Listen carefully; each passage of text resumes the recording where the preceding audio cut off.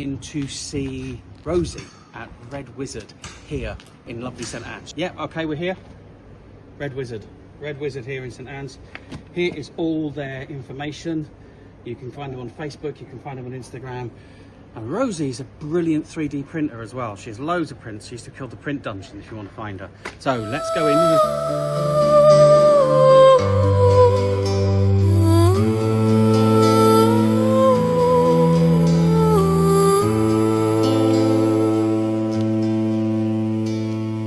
Okay, hello, back at RPG Free Day. Yeah. Free RPG Day. Free RPG Day. Whichever way you want to do it. We'll kind of roleplay that way. Please welcome Rosy, who is the owner and runner and absolute guru of Red Wizard. Oh, there's no sign. In St Anne's, and we love this place. Absolutely fantastic. And Red Wizard has agreed that when we start creating more games, that we can bring them down here for game testing. 100%. Which is always a wonderful thing. Yeah. Now, I explained to Rosy that for my master's degree, I started creating Wyrd Shadows. I sent you the PDF, I think, didn't I, of the actual game itself, which we created with nothing about it at all. We just created a basic game book of a folk horror role-playing game that doesn't use dice. And that is going to be one of the first games that we publish that's going on. So Rosy, for the first time, I have in this lovely box. I'm so excited. Lovely wooden box here. Some tarot-sized cards. What you are about to see here are the Wyrd deck. This is not a tarot deck. Okay. This is the Wyrd deck. This exists in the game universe of Wyrd Shadows. Mm-hmm. And you're going to be one of the first people outside of the development team to see that. So will you please... Oh my goodness. Dive into that box. And... I feel like I need a drum roll. Right. We have a drum roll, guys. We have an audience. Ooh, I really like it. It's the back of the cards. Okay. Okay. So you'll see there. Oh. Maybe that off over there. There we go. These are absolutely gorgeous. Oh, I love it. And I love the clarity as well with the black and the white and the red. So what you're holding there is you've got 65 bespoke cards. The way the story works is you have the initial deck, which are the suits. And the suits are eyes, magpies, stones, and flames. Yeah. And then on top of that, you have what are known as the family cards. I'll have to show the camera. You can show the camera these. You're the first ones to see that. Look how beautiful that is. That is gorgeous. That's gorgeous. The lettering and everything is absolutely beautiful. Oh my gosh. So you have red decks and black decks on it. There are 13 numbers 1 to 13 in the standard decks, and then you have the trump cards, which are named cards. So you have names like the puppet. That's a lovely card, that one. You can just pull that one out there a second. We'll talk about that one in a second, right? So there's one of each. And the way the whole game works is that pack exists in the game universe. Okay. You play a member of a family. You might not carry the family name when you're creating your character. You create the character using those cards.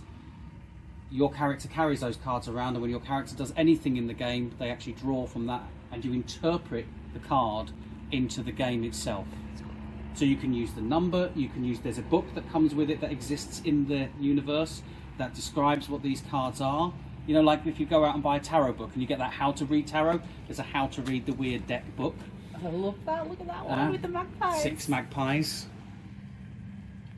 I've got shaky hands. And so that's how that works. And so anything you do is completely interpretive. It is a complete collaborative way of doing games.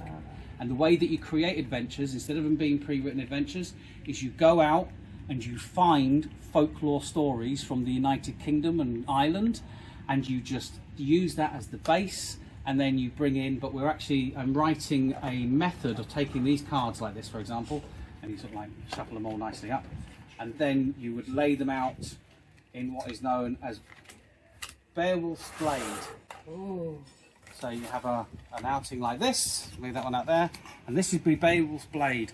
And from Beowulf's Blade, you then say, I have a piece of folklore of let's say the devil visiting over in Burnley, there's a story of the devil visiting a private school, and basically what happened there was the head teacher went home one night and realised there was a massive storm going on, went back to the school to find out the storm was actually because all his pupils had raised the devil, and therefore the headmaster had to battle the devil. Let's take that as the starting story, and then you might go, that's your starting point, but we might not base it in Burnley. Where are we going to base it?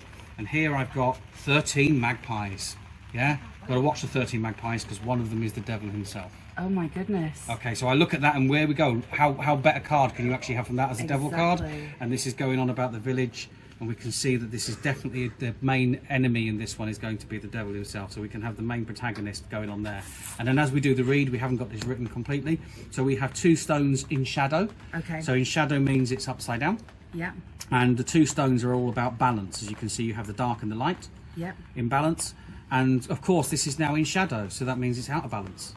Yep. So what we actually have is the balance between the light and the dark out of shadow because the devil has turned up, because the kids have raised the devil.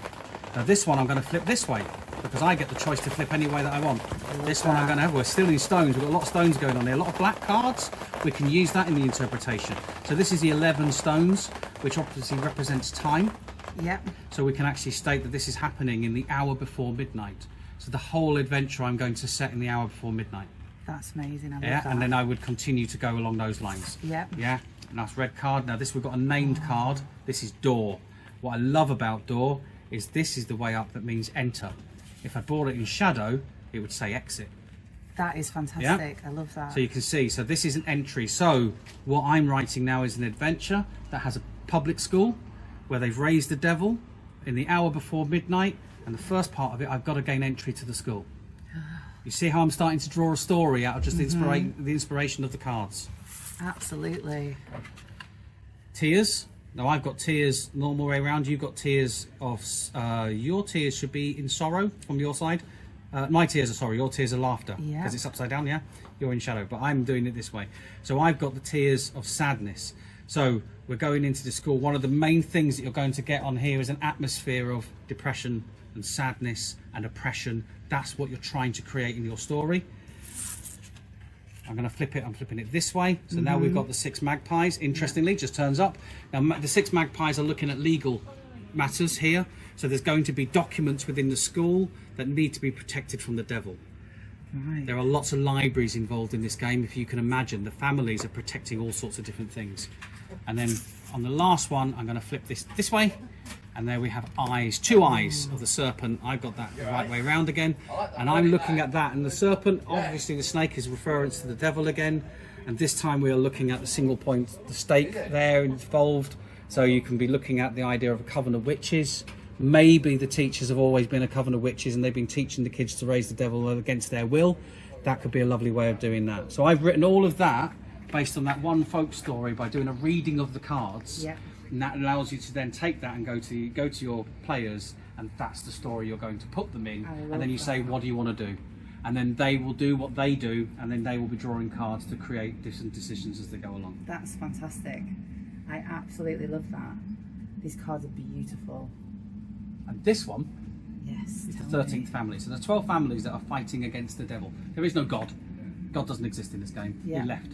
Yeah. And the devil's power is the only one that's left. But the devil cannot take full power because he's not actually a deity. Yeah. So, but people give him power because of the way that they worship him. And the 12 kind of go, look, we still need nature because nature is where the power really lies. So we need nature, but we don't want the devil to be too powerful. So they're trying to do the balance. Yeah. The Hopkins family, by the way, Matthew Hopkins, the Witchfinder General, right? The Hopkins family, by the way, are the 13th family that went, no, what we actually need to do is destroy all the power. So the Hopkins family have been responsible for the Industrial Revolution. They're responsible for the internet being here. They're responsible for the rise of cities. They did a spell that rid themselves. Their entire history has been completely eradicated from the records of the 12 families. Oh, wow. And that's why their card is completely blank, because nobody knows what their card is associated with, because it has been completely wiped out. So can you draw anything from that, basically? You can add any kind of element you want to add to it? You can add sort of elements to it, but remember, this is from the Hopkins point of view. Right, okay. Yeah? So that is quite an interesting card, because it has no right way up. There is no in shadow or out shadow. Yeah. It is the void. I love that. So it can be played negative or positive depending on how it goes on. And it would then be a discussion on what Yeah. it actually means. Yeah. And you discuss it with the crone, Yeah. who's the GM is called the crone in this Yes. one. And the quorant is the person who's taking the reading, and that's exactly how you play the game. And I he's all love reading that. through. It's all about atmosphere and basically scaring the living crap out of your players. Fantastic. That's what it's all about. Amazing. No, I absolutely love them. I've left this one at the top as well because I Yeah. just wanted to show that. Gorgeous, off, that one, 'cause isn't is it? absolutely 11 eyes. beautiful. Absolutely stunning. So currently I'm writing the books. The book of cards, the book of Wyrd Cards is nearly done, and actually doing that reading there has cemented that in my head a bit more. Yeah. Because I've got to write this in a way of it being how you teach someone to do a reading without telling them that it's a mechanism. Right. Right. Then there's the book of families that will have is completely made of short stories about families, and that's how you learn about the families, and that also exists in game. And then there will be a third book that has rules if you need them. Yeah. But the idea is that you should be able to pretty much pick up the first 2 books, read them, and do whatever you want. Play a folk horror game in your own image. I like that as a phrase. Remember that, Cole. Give yourself a memo. Because I will forget that one. But yeah, but that's how you do it. And if you're creating a character, which is One for you there. Oh. Better. That's really cool. Beautiful. now these wooden boxes, Gorgeous. when it goes on to Kickstarter, these wooden boxes will be in the special edition version. Ooh. So that's how the special edition versions come in. Brilliant. Okay. So get your special edition when it comes That's out. going to be the one to go for. It's going to come out as 3 books in a pack, so that you have them as separate books, because it Yeah. will be a library rather than one big thick book like everyone produces nowadays. A nice Yeah. little library of smaller books.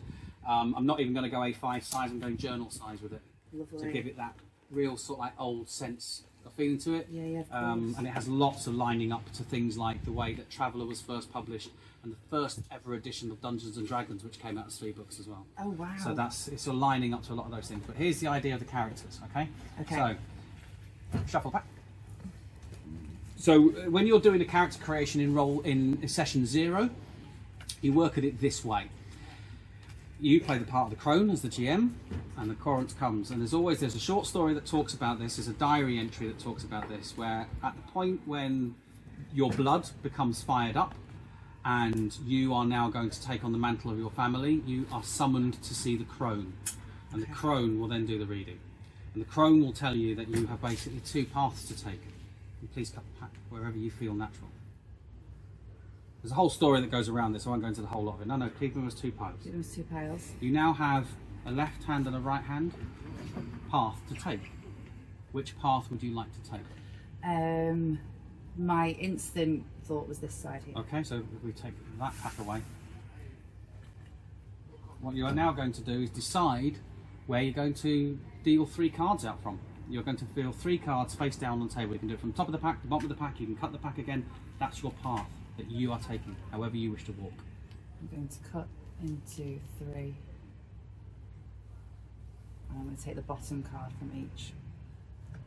And then give me the discarded.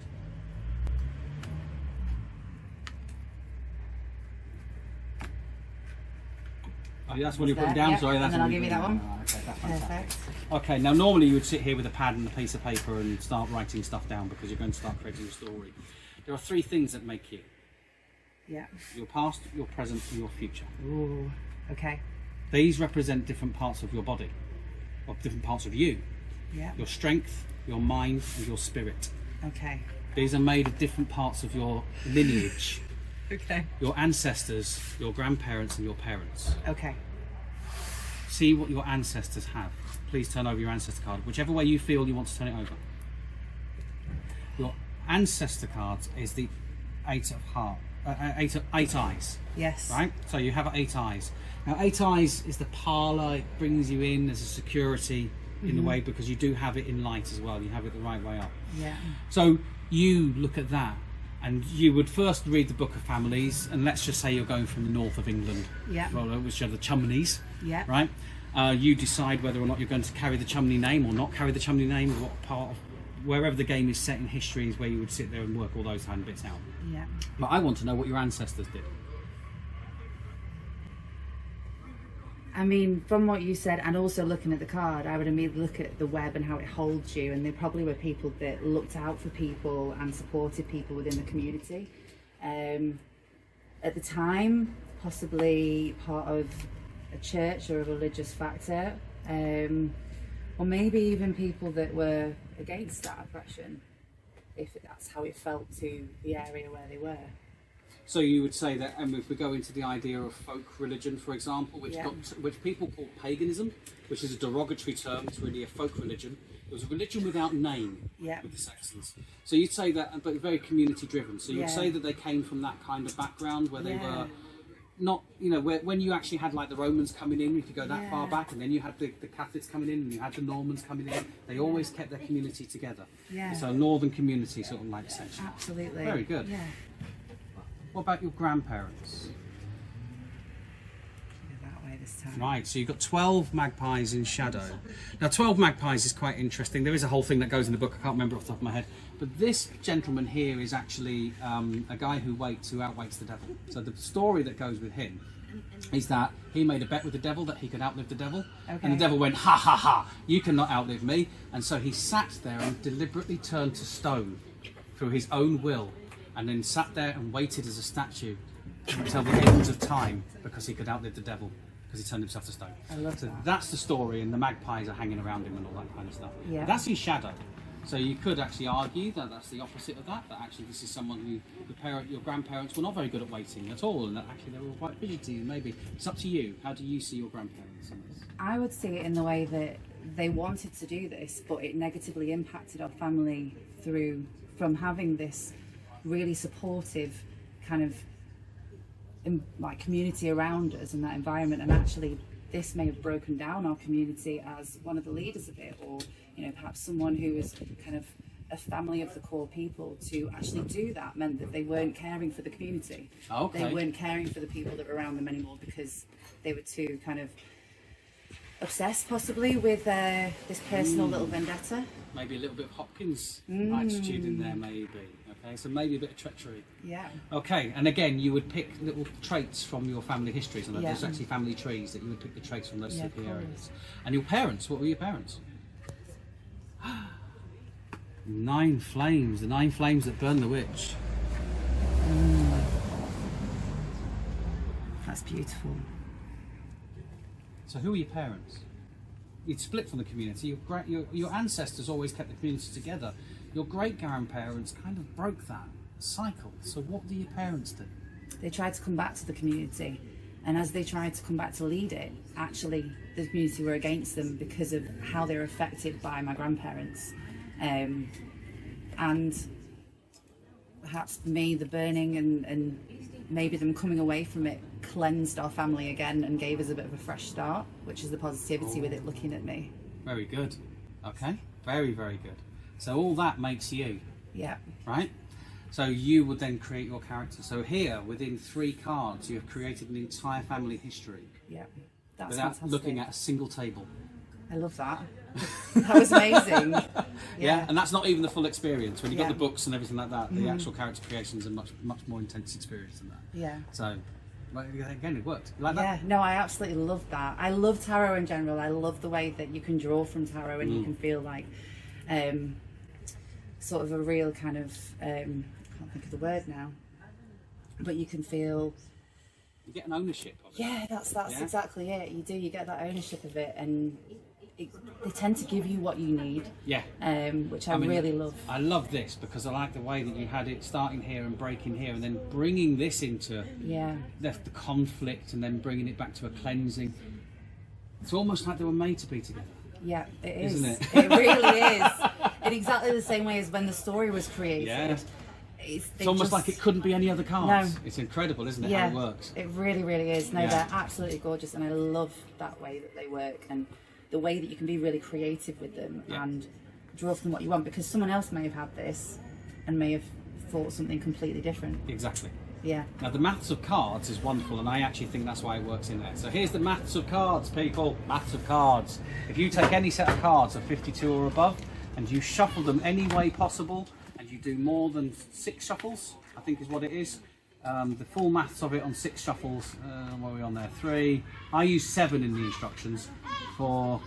Let's do a bit of shuffling around that. Just around the extra 5. one, just in case you lose track. I do the extra one because 7's a magical number. That's It why is. I do. So 7. If I do that, and I can actually absolutely state there will never be another pack of those cards in the whole of the time itself that will ever be in that order. I love that. Right? That's maths of cards. Every single deck of cards has that. You shuffle them 6 times. They will always be a unique order that can never be repeated. That's amazing. Isn't that incredible? Yeah, it is. It really is. Yeah.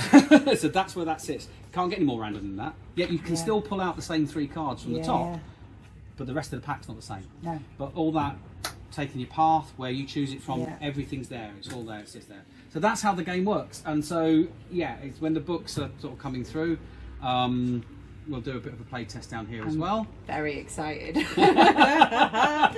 Amazing. No, I absolutely loved it.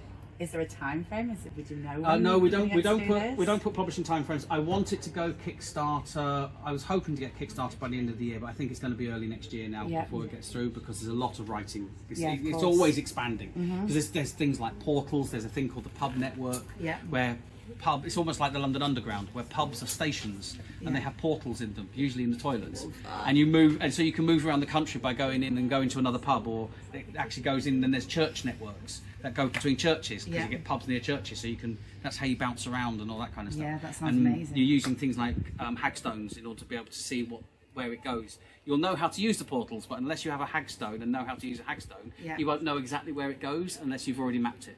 So there's all that kind of stuff. And then you've got dark portals as well, where nobody knows where they go.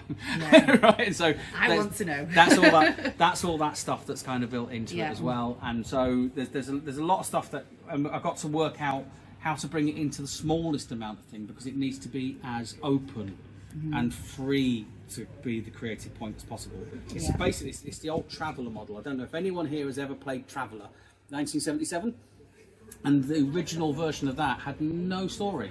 It was literally a framework to be able to build your own universes. So I see this as anyone who plays, it's that becomes their universe. It can be completely different, and it might have slightly different rules to somebody else's universe. So instead of it being that kind of Dungeons and Dragons model, everyone plays Dungeons and Dragons. This is Wyrd Shadows, which is fate. The old Wyrd means fate.